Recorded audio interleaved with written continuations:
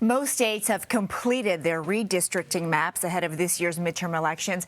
It's a process that happens only once every 10 years after census results are released. But there are still some states that have not approved a new map. I want to bring in CBS News political producer Aaron Navarro, who has been following the redistricting process across the country. Aaron, there's only a couple states left for congressional redistricting, of course, that includes Florida, where Governor Ron DeSantis vetoed maps passed by the legislature. On Monday, legislators sent a letter that seemed to put the ball in DeSantis's court. Here he is talking about the next steps. I thought that my legal office had been working with the House and Senate to try to kind of have a compromise that everyone would agree on. So I think that what they'll produce will be something that will be acceptable to folks, and obviously would get my signature if we're proposing it.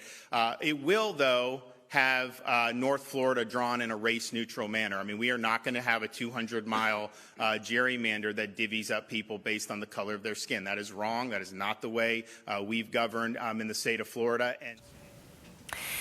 Aaron, what can you tell us about where redistricting efforts stand in Florida today? Sure. So some background. Since January, DeSantis has been pushing for a heavy Republican gerrymander that could give his party up to 4 U.S. House seats.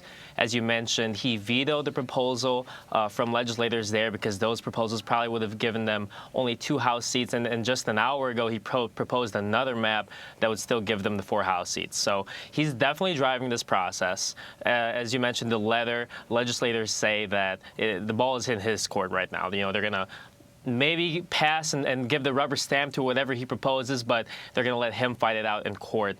That being said, legislators haven't completely punted. I'm hearing from some sources in Florida that they still kind of want to get a map that he'll sign and that will still pass legal muster. But regardless, both sides are expecting this to be mired in court for a while. Now, we have a special session next week on redistricting in Florida, and we'll see it all play out there. We have one Democratic state senator that has already said she will not go in protest of it, so this could be a pretty contentious battle for the next couple of weeks.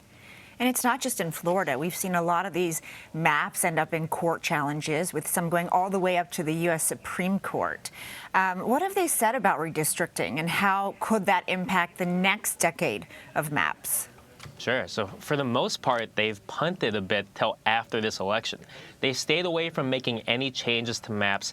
They say it's too close to the primaries. For example, in Alabama, there was a push to get a second black majority district in there, in part because the black population in Alabama is about 1/3 of the state.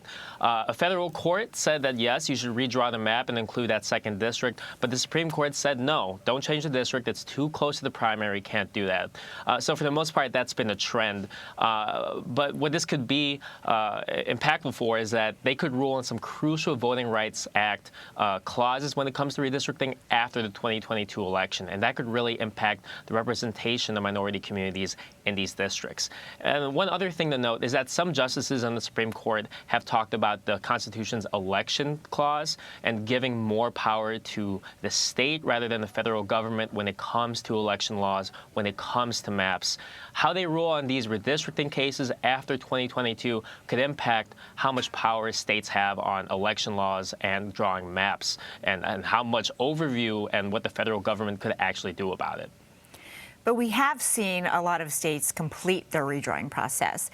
So based on those pictures that we do have, what can you tell us about the political ramifications of this redistricting cycle for the 2022 elections?